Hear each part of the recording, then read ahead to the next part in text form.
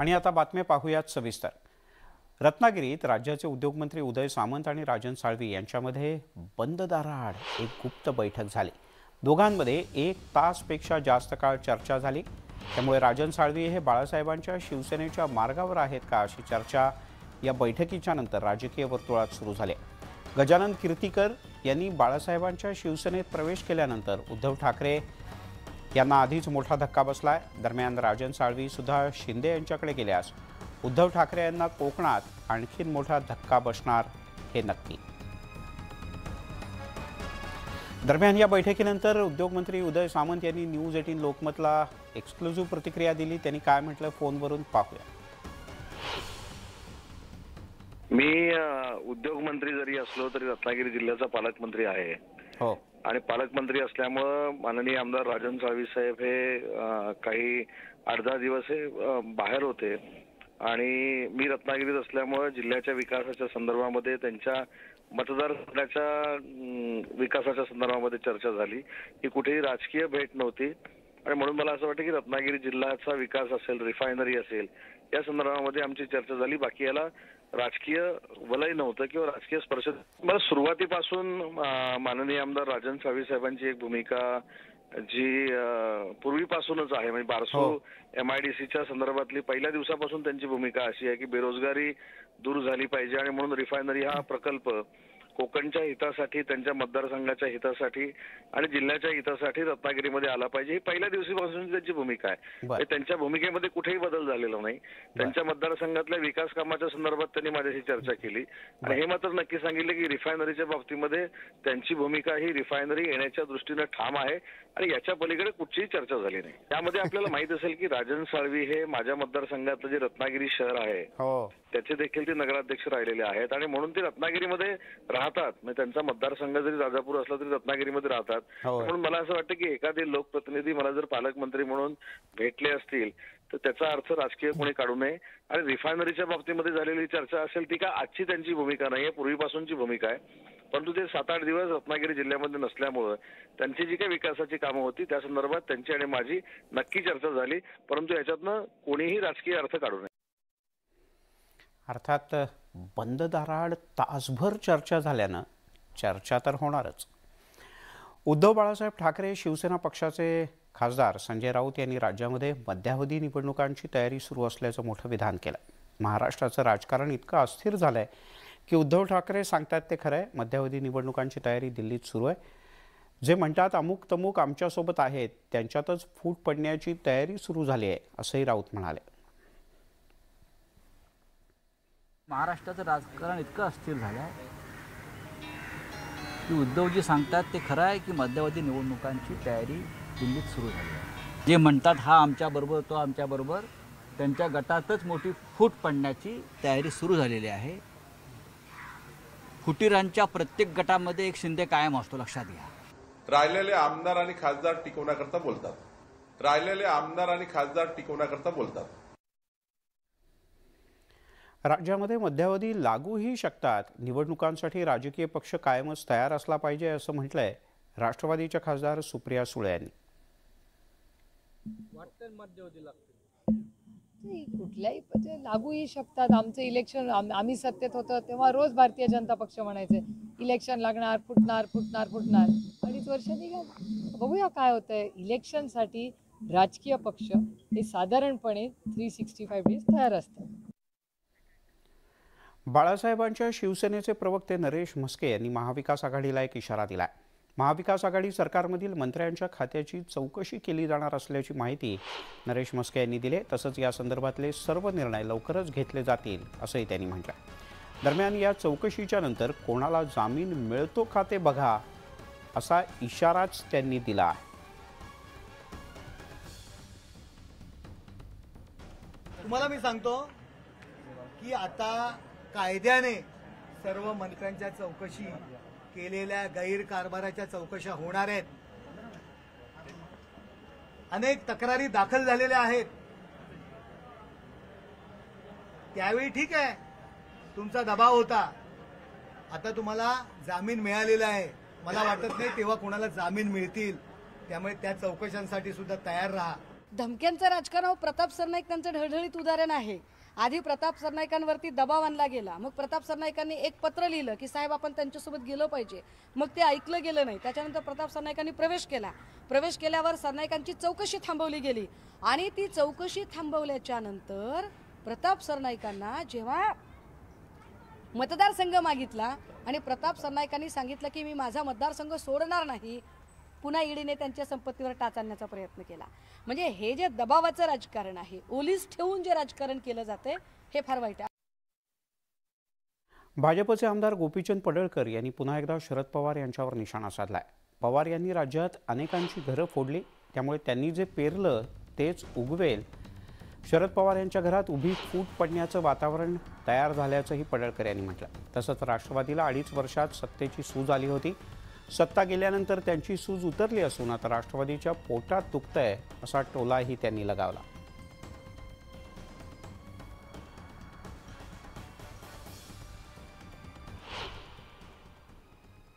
Bharatiya Janata party विचारावरती प्रेरित होऊन काम करते, म्हणून तिथला एकही आमचा आमदार फुटला नाही. आज तुमचं सरकार गेल्याच्या नंतर इतकी चुळबुळ झाली, पवाराच्या घरातच उभी फूट पडते का काय, असं वातावरण राज्यात तयार झालं. खरं काय सांगा, मी माझ्या अंत सांगत नाही, त्यांच्या घरामध्ये फूट पडते का असं वातावरण झालंय. अरे तुम्ही राज्यातली एवढी घरं फोडली, एवढ्या सगळ्या लोकांना फोडलं, त्यामुळं तुम्ही जे केलं, तुम्ही जे पेरलं ते तुमच्यात उगवणार आहे. हे भारतीय जनता पार्टीचा विजय आहे, भारतीय जनता पार्टीच्या विचाराचा विजय आहे. गोपीचंद पडळकर यांनी टीका केली आहे की शरद पवारांच्या स्वतःच्या घरात फूट पडलेली आहे. ते फुटपट्टी घेऊन गेले होते की मला माहित नाही. ठाकरे गटाची मुलूक मैदान तोफ म्हणून अल्पावधीतच लोकप्रियता मिळवलेल्या उपनेत्या सुषमा अंधारे यांना शिंदे गटाने एक झटका दिला. सुषमा अंधारे यांच्यापासून विभक्त झालेले त्यांचे पती वैजनाथ वाघमारे यांनी शिंदे गटात प्रवेश केला. अंधारे यांच्यासाठी हा धक्का मानला जातो. वाघमारे यांना शिंदे गटात पदही दिलं जाऊ शकतं अशी चर्चा आहे. सुषमा अंधारे या बॅकफूटवर जाव्यात म्हणून शिंदे गटानं ही खेळी केल्याचं बोललं जात आहे. या खेळीमुळेच अंधारे बॅकफूटवर जातात का अधिक आक्रमक होतात याकडे सगळ्यांचं लक्ष लागलंय. LLB ची डिग्री त्यांनी दाखवावी. काय नेमकं आपलं म्हणणं आहे, त्यांची डिग्री खोटी आहे, बोगस आहे किंवा ती डिग्री नाही, काय नेमकं? सुषमाकडे कोणत्या डिग्री आहेत, कोणतं पुस्तक आहे, ती काय बोलती, कधी काय बोलणार, बोलण्यापेक्षा ती राखून काय ठेवते हे मला विचारा. तिला काय बोलायचं, काय म्हणायचे सगळ्याच गोष्टी असतात. असो, त्या संबंधाने आपल्याला बोलायचं नाही. ठरवून एक आपण पत्रकार परिषद घेणार आहोत. मला याच्यावरती काहीही बोलावंसं वाटत नाही. त्याचं कारण असं आहे की जर गेली 4-5 वर्ष मी विभक्त आहे, त्यामुळे व्यक्ती म्हणून त्यांच्या कुठल्याही व्यक्तीच्या जो काही निर्णय असेल त्या निर्णय स्वातंत्र्याचा आपण आदर केला पाहिजे. इव्हन दो मी त्यांच्या कारकिर्दीलाही शुभेच्छा देईल. याच्या पलीकडे माझ्याकडे त्याच्याबद्दल काही बोलण्यासारखं फार नाही. आतापर्यंत राजकारणात होते का, म्हणजे ते कुठे होते? नाही, मला काहीच माहिती नाही की ते राजकारणात होते की नव्हते किंवा त्यांचं काय नेमकं चाललं. राज्यातले विरोधी पक्षनेते अजित पवार यांनी विरोधकांवर जोरदार निशाणा साधलाय. राजकीय पक्षाचे नेते जाणीवपूर्वक काही ना काही वक्तव्य करून राजकीय वातावरण गढूळ करण्याचा प्रयत्न करत असल्याची प्रतिक्रिया त्यांनी दिली. यासह इतर विषयांवर मंगळवारी आपण पत्रकार परिषद घेऊन सविस्तरपणे भूमिका मांडू असंही अजितदादा म्हणाले. कोण काय बोलतं, कोणाबरोबर जातं, कोण काय करतं हे सगळ्या महाराष्ट्रातल्या जनतेच्या समोर आहे. जनता बघत असते. काही राजकीय पक्षांचे नेते जाणीवपूर्वक काही ना काही वक्तव्य करतात आणि त्यातून वातावरण गढूळ करण्याचा प्रयत्न करतात असंही अजितदादा म्हणाले.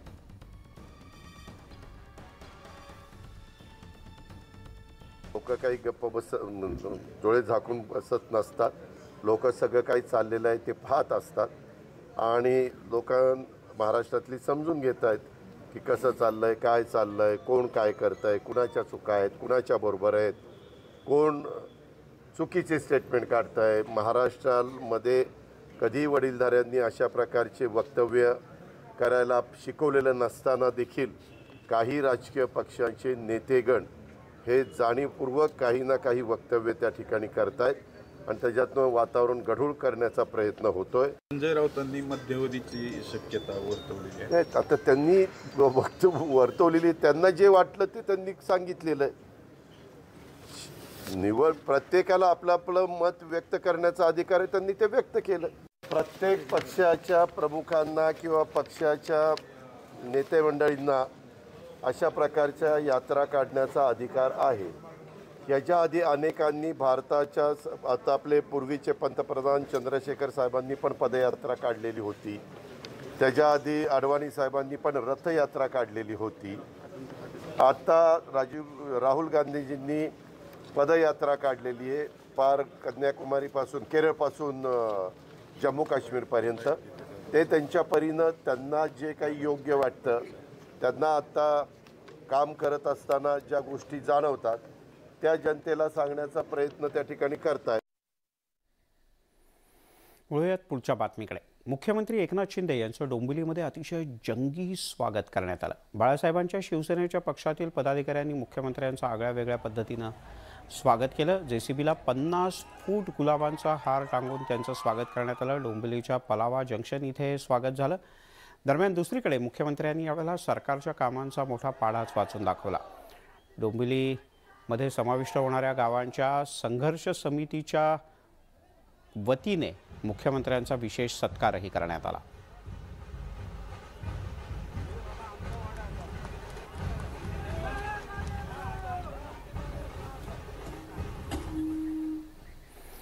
मुख्यमंत्री एकनाथ शिंदे यांच्या हस्ते ठाण्यातल्या 2 पुलांचं उद्घाटन आणि लोकार्पण करण्यात आलं. कळवा पुलाच्या एका मार्गिकेचं आणि यानंतर मुंब्रा इथल्या वाय जंक्शनच्या उड्डाणपुलाचं लोकार्पण मुख्यमंत्र्यांच्या हस्ते करण्यात आलं. विशेष म्हणजे यावेळेला राष्ट्रवादी काँग्रेसचे स्थानिक आमदार जितेंद्र आव्हाडही उपस्थित होते. मुख्यमंत्री एकनाथ शिंदे यांच्या हस्ते डोंबिवली पूर्व कावेरी चौक इथल्या रस्त्याच्या काँक्रिटीकरणाच्या कामाचा शुभारंभ भूमिपूजनाच्या माध्यमातून करण्यात आला. ठाण्यात सध्या विकास कामांचा धडाकाच मुख्यमंत्र्यांनी लावला. सर्वसामान्यांची वाहतूक कोंडीतून सुटका व्हावी आणि इतर समस्याही सुटाव्यात यासाठी मुख्यमंत्री आग्रही असल्याचं दिसतंय.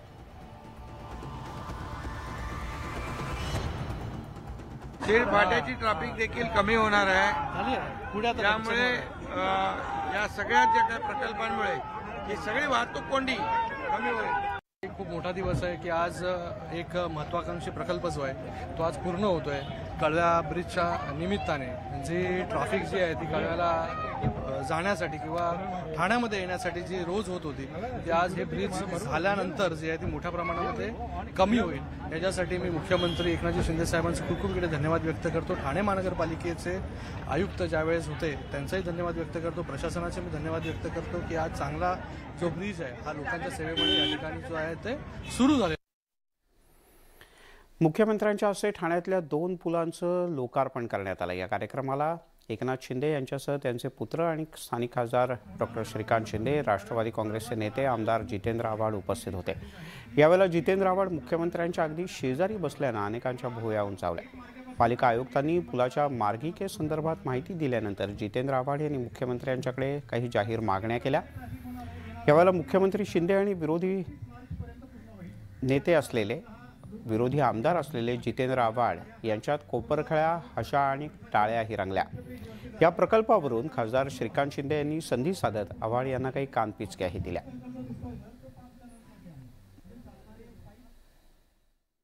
लोक जी कळव्यात जाणार आहेत किंवा खारेगावला जाणार आहेत ती इथनं जाणारच नाही, ती आउट अँड आउट निघून जातील म्हणजे कळव्याचं कम्प्लीट ट्रॅफिक जॅम कमी होऊन जाईल.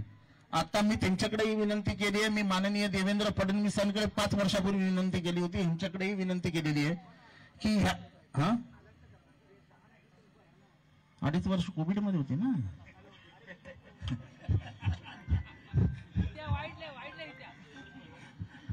आणि विभाग यांचा होता, बोलायला लावू नका.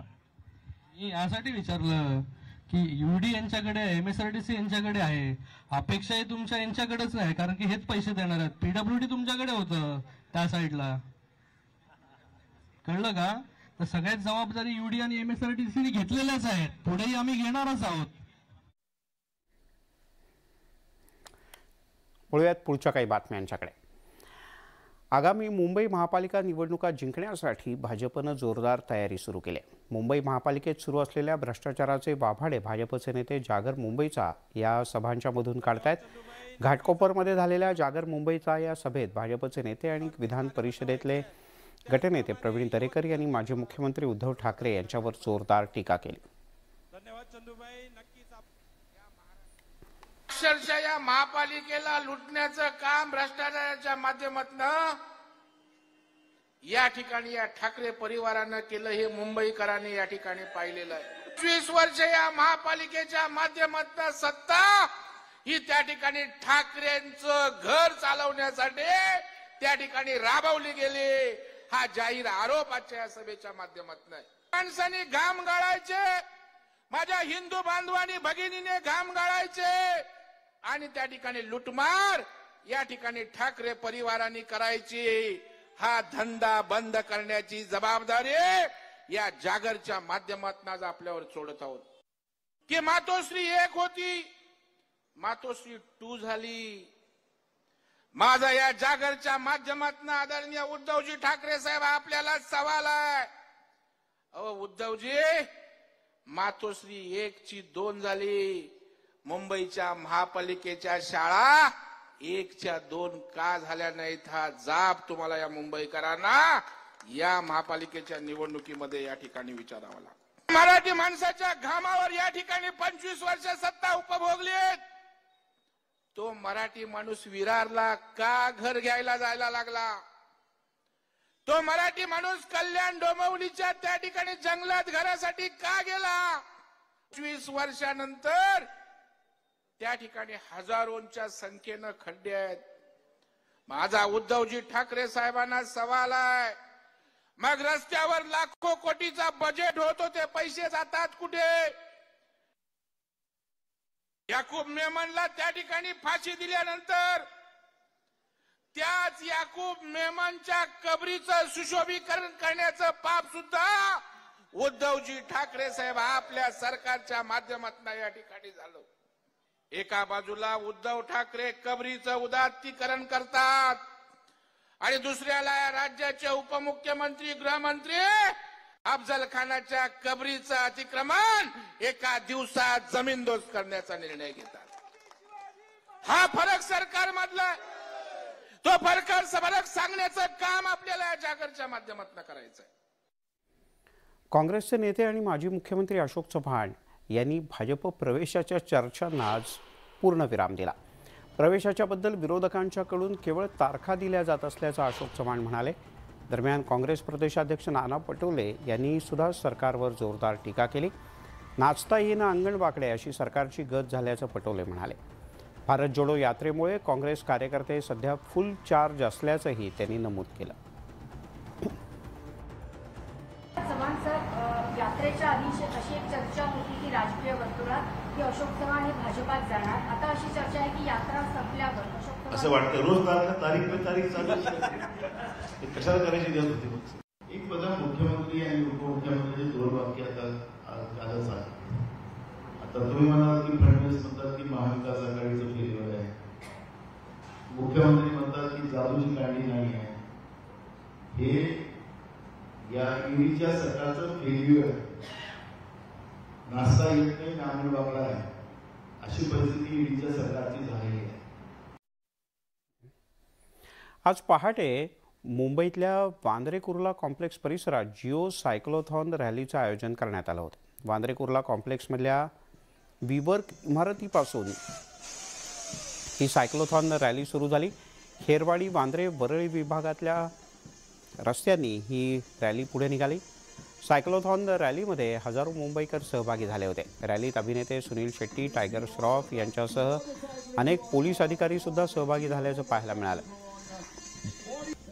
लोकांमध्ये पर्यावरण, आरोग्य आणि फिटनेस या संदर्भात जनजागृती करणं हा या रॅलीच्या पाठीमागचा प्रमुख हेतू होता. पिछले 2-3 साल से हम बहुत ही टफ टाइम से गुजरे और ऐसे वक्त में एक साथ होना, सुबह उठ के साइकिलिंग करना है, साइकिल को एक ट्रांसपोर्ट के माध्यम के पॉइंट से इस्तेमाल करना बहुत ही खूबसूरत इनिशिएटिव. और आई एम श्योर कि आज की टर्नआउट देखकर भी मुझे ऐसे लग रहा है कि मुंबई मैराथन जितना ही पॉपुलर ये जियो साइक्लोथॉन होगा. Wishing them the very best. I'm very happy to see so many people cycling on the streets of Mumbai. I mean, we've got beautiful roads, a beautiful city, and the best part is that, I don't like to preach, but I always urge people to do some sort of movement every day in their life. and cycling is a great activity. I hope we can incorporate more of these events, and very happy to be here. Yeah. आणि आता जाऊयात क्रिकेटच्या मैदानात. ऑस्ट्रेलियात झालेल्या T20 विश्वचषकावर इंग्लंडनं अखेर आपलं नाव कोरलंय. इंग्लंडनं पाकिस्तानला 5 गडी राखून पराभूत केलंय आणि T20 विश्वचषकावर दुसऱ्यांदा आपलं नाव कोरलं. बेन स्टोकनं झुंजार अर्धशतकी खेळी करत संघाला विश्वचषक जिंकून दिला. मोक्याच्या क्षणी 3 गडी बाद करणाऱ्या सॅम करनला सामनावीराचा पुरस्कार देण्यात आला. मेलबर्न क्रिकेट ग्राउंडवर गोलंदाजांच्या जबरदस्त कामगिरीनं फायनलचा मुकाबला रंगला. डोंबिवलीतल्या कार्यक्रमात मुख्यमंत्री एकनाथ शिंदे बोलतात. थेट जाऊयात. आमदार राजू पाटील जी, आमदार रवींद्र फाटक, आमदार गणपतजी गायकवाड, आमदार विश्वनाथ भोईर, आमदार बालाजी किनीकर, नरेशजी मस्के, गोपाळजी लांडगे, दीपेश म्हात्रे, आपले महापालिका आयुक्त भाऊसाहेब जांगडे, पोलीस अधिकारी, इकडे राजेश, 2 राजेश आहेत, आणि कलेक्टर आहेत, भारतीय जनता पक्षाचे आपले पदाधिकारी कांबळे, सर्व व्यासपीठावरील शिवसेना भाजपा युतीचे पदाधिकारी आणि मोठ्या संख्येने उपस्थित बांधव, भगिनी आणि पत्रकार मित्रांनो, श्रीनिवासन जी आहेत. अरे आपको तो भूल गया मैं, निधि रद्द हो जाएगा और लेना है. बाजू में बैठा है, एक ने इधर ले लिया है. अभी मैं बोला दोनों ही हमारे को कंगाल करोगे क्या? चांगलं आहे. आजचा दिवस खूप आनंदाचा आहे डोंबिवलीकरांच्या दृष्टीने. पुढे देखील कल्याण, अंबरनाथ, उल्हासनगर सगळीकडेच MMR क्षेत्रामध्ये रस्त्यांना आम्ही प्राधान्य दिलंय. आज ग्रामीण भागात देखील आपण या कल्याण डोंबिवलीच्या तिकडे देखील चांगले रस्ते आपण करू. रस्ते, खड्डेमुक्त रस्ते हेच आमच्या सरकारचं ध्येय आहे.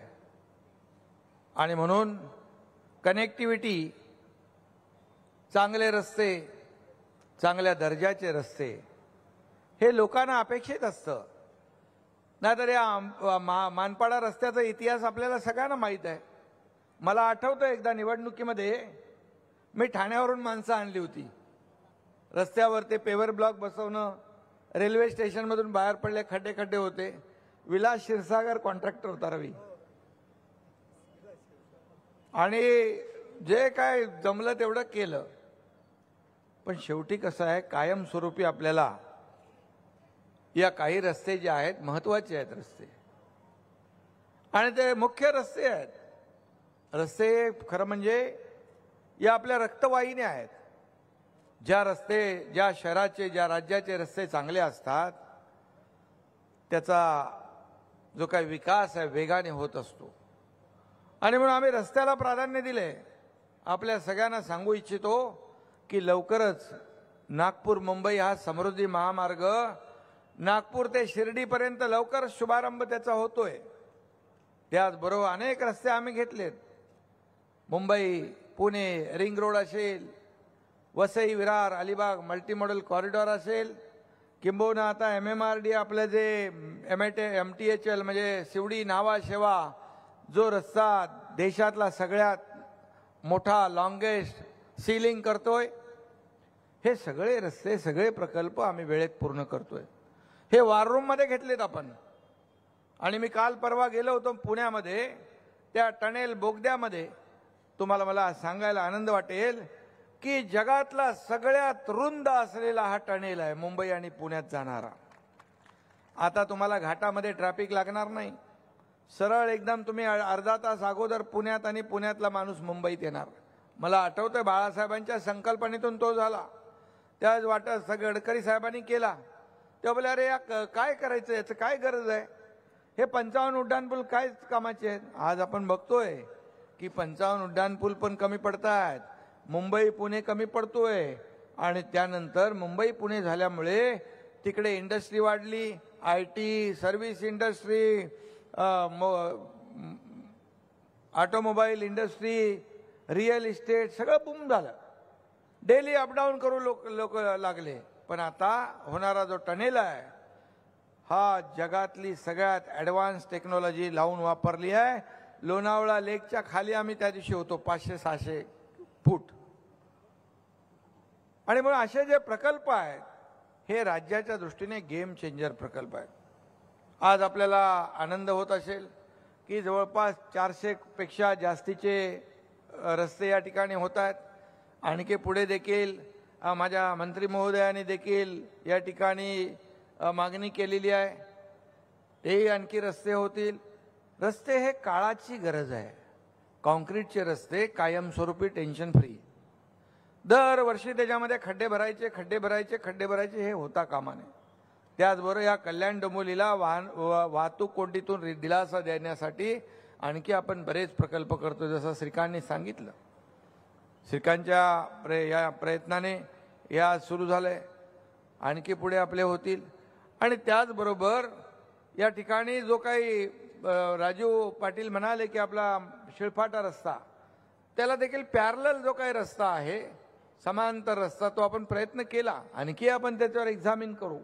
शेवटी रस्ते जेवढे जास्ती असतील, जेवढे बायपास असतील, तेवढे आपल्याला ट्रॅफिकमधून लोकांना दिलासा देता येतो. परंतु आम्ही ठरवलं आता शिळफाटा ते डायरेक्ट भिवंडी हा पूर्ण एलिव्हेटेड, जसं श्रीकांतने मगाशी सूचित केलं. आणि मग त्याच्यावर मेट्रो, जसं नागपूरमध्ये देवेंद्रजी आणि गडकरी साहेबांनी ती संकल्पना मांडली. एकाच खाली 1, 1, 2, 3 मल्टी लेवल प्रकल्प हे बाहेरगावी खूप आधीच झालेत. आपल्या महाराष्ट्रात आपण आता करतोय. आणि म्हणून महाराष्ट्र देखील कुठं तंत्रज्ञानामध्ये मागे नाही आहे. फक्त मी सगळ्यांना एवढंच सांगत असतो, आधुनिक तंत्रज्ञान वापरा. तुम्हाला 2 वर्षात प्रकल्प करायचा असेल, तुम्ही 1.5 वर्षात करा. तो 1.5 वर्षामध्ये 6 महिने अगोदर आपण जर दिला तर मोठ्या प्रमाणावर लोकांना दिलासा मिळतो. आणि अतिशय क्वालिटी चांगल्या दर्जाचं काम केलं तर लोकांना अपेक्षा असते. कारण लोक बघत असतात की एखादा रस्ता झाला, परत खड्डे पडतायत, परत दुरुस्ती होते. मग रस्ता कोणासाठी? आपण कॉन्ट्रॅक्टरसाठी बनवतो, त्याला पैसे मिळवून देण्यासाठी बनवतो? हा देखील एक संशय आणि शंका लोकांच्या मनामध्ये येत असते. आणि म्हणून कुणालाही शंकेला वाव न देता या ठिकाणी चांगल्या दर्जाचं काम करण्याचं आम्ही ठरवलेलं आहे.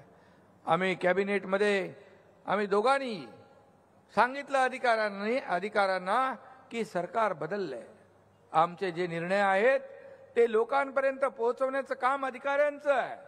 आणि लोकप्रतिनिधी आणि अधिकारी हे रथाची 2 चाकं आहेत. आणि म्हणून समान वेगाने ते धावली पाहिजेत. यासाठी अधिकाऱ्यांनी देखील आपल्या कामाला अधिक गती दिली पाहिजे. आमचे अधिकारी देखील खूप सक्षम आहेत.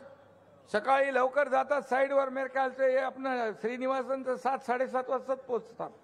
मी एकदा त्यांना फोन केला, अरे बोले तो ब्रिज जरा कलंडलाय. अरे बोले मैं उधर ही हूं. असे आमचे अधिकारी देखील आहेत. ते देखील अतिशय कर्तव्यदक्ष आहेत. आणि तीच आम्हाला अपेक्षा आहे की या ठिकाणी या राज्याला पुढे न्यायचं असेल, या राज्याला प्रगतीपथावर न्यायचं असेल तर कामाला गती दिली पाहिजे. चांगल्या प्रतीचे रस्ते दिले पाहिजेत. आणि म्हणून मी मुख्यमंत्री झाल्यानंतर ताबडतोब मुंबईमध्ये देखील आपण पाहत होते दर वेळेला पावसामध्ये खड्डे. वर्तमानपत्रात यायचं, इलेक्ट्रॉनिक मीडियात यायचं, सगळे खड्डे मोजायचे. 3800 खड्डे. मग भरले की 3200 राहिले, मग 3000 राहिले, मग 2500 राहिले. मी त्या चहलना सांगितलं, बाबा ऐसा क्यों कर रहा है? एकदाच आम्ही यावेळेस 500 किलोमीटरचे रस्ते घेतले. आणि पुढच्या 2-2.5 वर्षामध्ये मुंबई खड्डेमुक्त होणार आहे. कारण मुंबई आपली आर्थिक राजधानी आहे. परदेशातून, देशातून, विदेशातून सगळे लोक येत असतात. मुंबई आपली शान आहे. मुंबई इंटरनॅशनल सिटी आहे. आणि त्यामुळे या ठिकाणी आपला मुंबई बिझनेस हब आहे आणि मग मुंबई देखील चमकली पाहिजे, मुंबईतले रस्ते देखील चांगले असले पाहिजे, याचा निर्णय आपल्या युती सरकारने आत्ता घेतला 3 महिन्यापूर्वी. मुंबईचं सुशोभीकरण करण्याचं देखील आपण ठरवलंय, त्याचंही काम सुरू झालंय आणि यावेळेस दिवाळीमध्ये देखील सगळ्या मुंबईला रोषणाई केली होती पहिल्यांदा. मला सांगा, गेले 2.5 वर्ष आपण काय भोगलो? कुठले सण साजरे केले आपण? केले का आपण साजरे सण? गोविंद आला घरामध्ये, गणपती आला घरामध्ये, मूर्ती एवढीच, उंची एवढीच. अरे काय, आम्ही आलो सांगितलं सगळे निर्बंध मुक्त करून टाका सण. हे सण उत्सव ही संस्कृती परंपरा आपली महाराष्ट्राची आहे, आपल्या देशाची आहे. आणि मग सुरुवात झाली, लोकांमध्ये चैतन्य आलं, उत्साह आला, लोक बाहेर आले, लोक सण साजरे करू लागले. गोविंदा झाला, गणपती उत्सव झाला, त्यानंतर नवरात्री उत्सव जोरात झाला, त्यानंतर दिवाळी पण जोरात झाली. झाली ना दिवाळी? जोरात झाली की नाही? आनंद मिळाला, खरेदी विक्री झाली, अर्थव्यवस्था वाढली.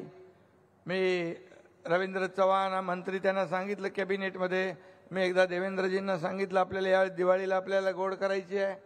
माझं तर म्हणणं होतं जास्ती द्या, पण ते बोलले आणखी आपण 2-3 वेळा आणखी देऊ, कारण मला द्यायची सवय आहे नेहमी. द्यायचं तर मनापासून द्यायचं. आणि मग सरकारने आमचा निर्णय घेतला, कधी कुणी घेतला नव्हता. त्याच्यावर टीका, अरे थोडं मागे पुढे होईल. मंत्री बिचारा आणि ते सगळे अधिकारी रोज फोनाफोनी करून, अरे इकडे पोचलं नाही, तिकडे पोचलं नाही, लवकर पोचवा. किती महाराष्ट्रामध्ये पोचवायचं आहे. आणि आम्ही डिसिजन पण अगदी फार कमी आम्हाला दिवस मिळाले. 7 दिवसामध्ये एवढं सगळं नियोजन करायचं, महाराष्ट्रात प्रत्येक राशन दुकानावर पोचवायचं. साधी गोष्ट आहे का? पण तरी पोचलं. त्या अधिकाऱ्यांना पण धन्यवाद देतो आणि मंत्री महोदयांना देखील धन्यवाद देतो. तुम्ही दिवाळी आमची गोड केली सगळ्या नागरिकांची. हे असं सरकारचं काम आहे. पण शेवटी काय, काही चांगलं झालं. आता शेतकऱ्यांना मगाशी सांगितलं मंत्री महोदयांनी, श्रीकांतनी पण सांगितलं, आजपर्यंत कुठल्याही शेतकऱ्यांना अतिवृष्टीमध्ये NDRFच्या नॉर्म्सपेक्षा जास्ती पैसे भेटले नव्हते. आम्ही ठरवलं, हे शेतकरी आपले मायबाप आहेत, हा अन्नदाता आहे, हा उघड्यावर पडता कामा नये. NDRF बाजूला जाऊ द्या. NDRFचं आम्ही दुप्पट देऊन टाकलं, दुप्पट. 2 हेक्टरचं आम्ही 3 हेक्टर केलं. जे निकषात बसत नव्हतं त्यांनाही देऊन टाकलं. जिथे 1,500 ते 2,000 खर्च होणार होते, 7,000पेक्षा जास्तीचे पैसे वाटप करण्याचा निर्णय घेतला. अगोदरच्या सरकारने 50,000 रुपये देण्याचा निर्णय घेतला होता, जे नियमित कर्ज फेडतात ते. पण दिले होते का? नव्हते. आम्ही आल्या ताबडतोबीने निर्णय घेतला आणि एकाच दिवशी, तुम्हाला मला सांगायला आनंद वाटेल, कॅबिनेटच्या दिवशी एकाच दिवशी एका क्लिकवर 6,97,000 शेतकऱ्यांच्या खात्यात 2,500 कोटी वर्ग झाले. हे असं सरकार आहे. हे सरकार कुणासाठी आहे? सरकार काम लोकांसाठी आहे. आणि म्हणून हे सरकार काम करत राहणार. पेट्रोल डिझेल असू दे, अमका असू दे, तमका असू दे, जे लोकांच्या हिताचं आहे ते सरकार काम करत राहणार.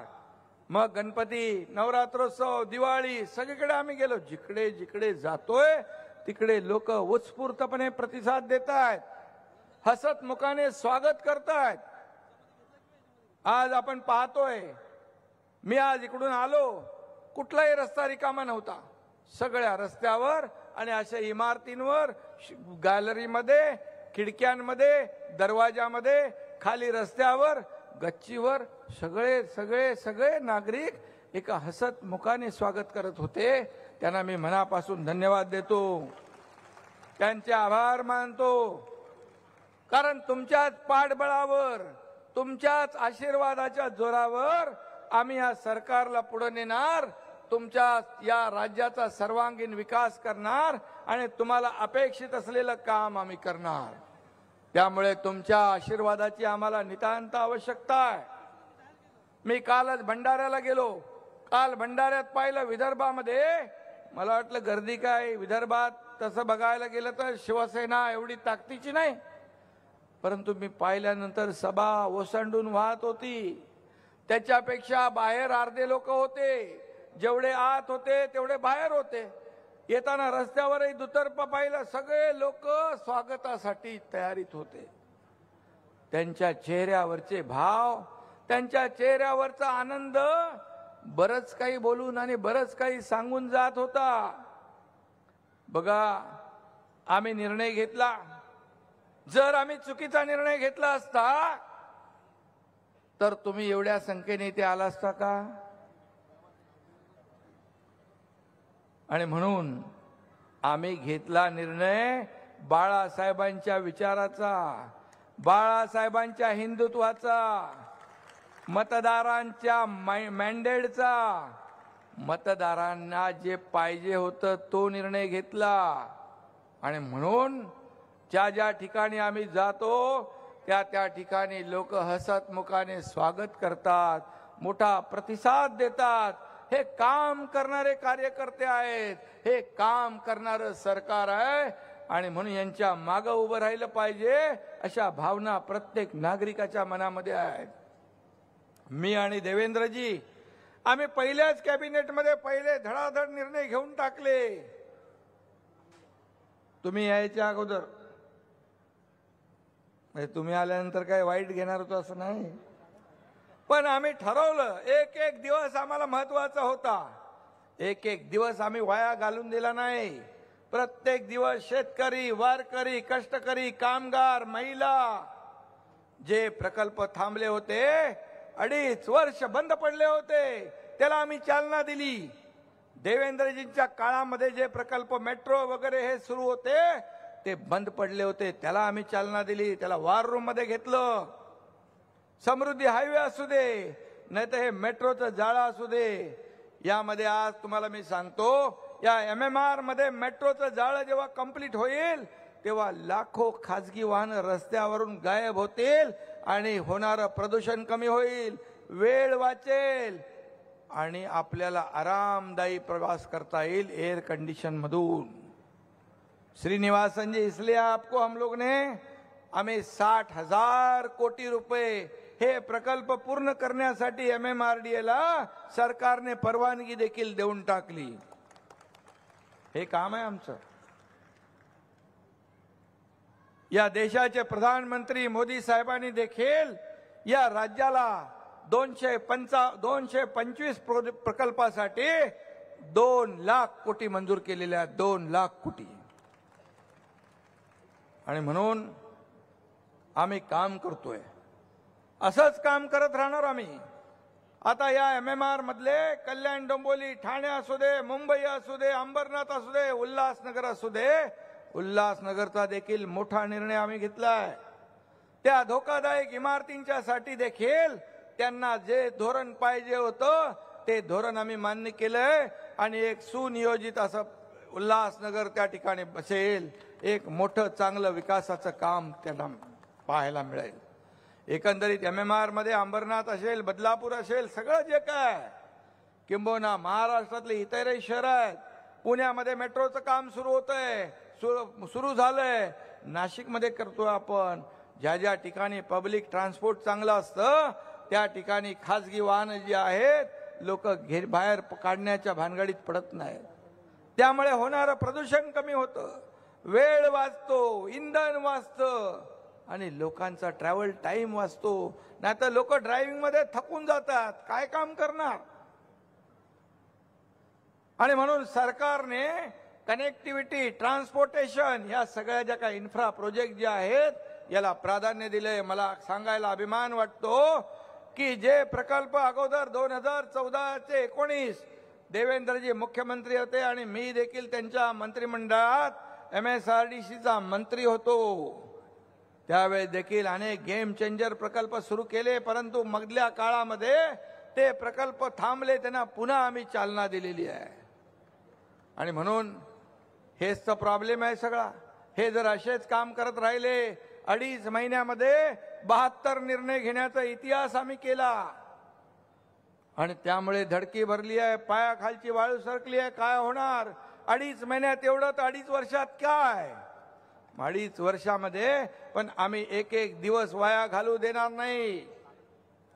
पुढच्या जी काही 2 वर्ष आहेत त्यामध्ये फक्त आमचा कुठलाही पर्सनल अजेंडा नाही. जे लोकांना हवंय, ज्या शहराला हवंय, त्या जिल्ह्याला, ज्या तालुक्याला हवंय तेच देण्याचं काम आमचं सरकार करणार आहे. सर्वसामान्य लोकांना वाटतंय हे आपलं सरकार आहे, हे आमचं सरकार आहे. त्या भावनेने सगळे लोक, एवढे लहान बाकी पिल्लू, छोटे छोटे मुलं, बच्चे, कंपनी, तरुण, युवती, सगळे सिनियर सिटीजन, सगळे वयोवृद्ध, आपले सगळे लोक, त्यांच्या भावना आहेत की हे सरकार आमचं आहे, हे सर्वसामान्यांचं सरकार आहे, एका विचाराने पुढे जाणारं सरकार आहे. आणि म्हणून या सरकारमध्ये जेवढं काही काम करता येईल तेवढं आम्ही करू. बाकी टीका करतात त्यांना टीका करू द्या. काय त्यांच्याकडे दुसरं काय तिसरा शब्द ऐकला त्यांच्याकडे? 2च शब्द आहेत. मी काल भंडाऱ्यामध्ये म्हणालो, आम्ही 50 खोके घेत नाही, 200 खोके देतो.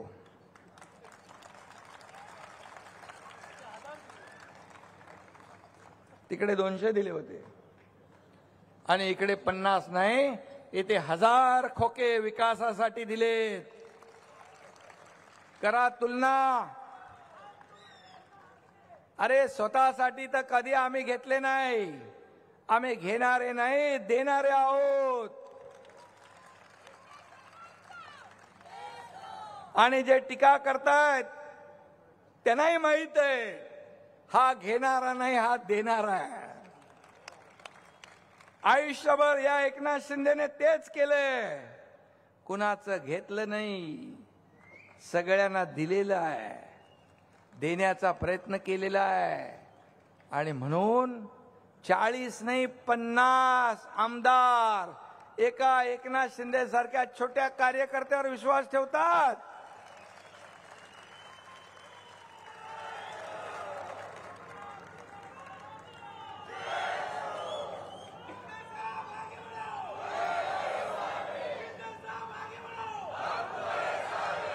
हा इतिहास आहे.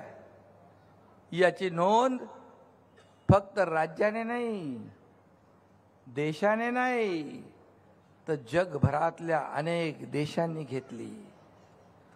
मी जेव्हा दिल्लीमध्ये जातो त्या सगळे तिकडचे गृह आपले मंत्री जे आहेत, केंद्रीय मंत्री, इतर राज्याचे मुख्यमंत्री मोठ्या आपुलकीने माझ्याकडे पाहत असतात, मला भेटत असतात. त्यांना वाटलं एकनाथ शिंदे मध्ये कोणतरी असा मोठा धिप्पाड माणूस आहे, तो छोटा आदमी है लेकिन इतना बड़ा इतिहास कैसे कर दिया इसने.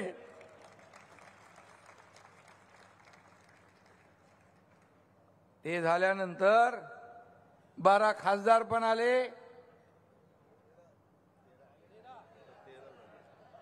12 खासदार पण आले. म्हणजे लोकसभेमध्ये बहुमत बाळासाहेबांच्या शिवसेनेकडे आहे, विधानसभेमध्ये बहुमत बाळासाहेबांच्या शिवसेनेकडे आहे. आणि काल शिवसेनेचे सगळ्यात ज्येष्ठ नेते, ज्याने बाळासाहेबांच्या खांद्याला खांदा लावून काम केलं, त्यांनी देखील उघडपणे बाळासाहेबांच्या शिवसेनेमध्ये दाखल झाले. गजानन कीर्तिकर साहेब, त्याने खुलेआम सांगितलं, मला तुमची नीती पसंत नाही, तुम्ही दुरुस्त करा. भूमिका पसंत नाही, भूमिका बदला. परंतु भूमिका कशी बदलणार? जर स्वतःचा स्वार्थ जर जागृत झाला तर बाकी काही दिसत नसतं. संघटनेचा फायदा, पक्षाचा फायदा तुम्ही करायचा असेल तर भूमिका बदला, म्हणून त्यांनी देखील आवाहन केलं होतं. मी देखील आवाहन केलं होतं, यापूर्वी देखील मी आपल्याला सांगितलंय. आणि कीर्तिकर साहेबांनी मला सांगितलं, एकनाथ तुझं चांगलं काम चालू आहे, या राज्यात चांगले निर्णय घेताय तुम्ही दोघं जण, आणि संघटना म्हणून पूर्ण ताकदीने वाढवण्याचं काम मी करणार आहे. आणि म्हणून त्यांना मी मनापासून धन्यवाद देतो, कारण त्यांच्याकडे एक प्रदीर्घ असा कामाचा अनुभव आहे का त्यांनी. आणि यानंतर इथे वेळ झाली का ब्रेकची. ब्रेक घेऊयात. पहा फक्त न्यूज 18 लोकमत.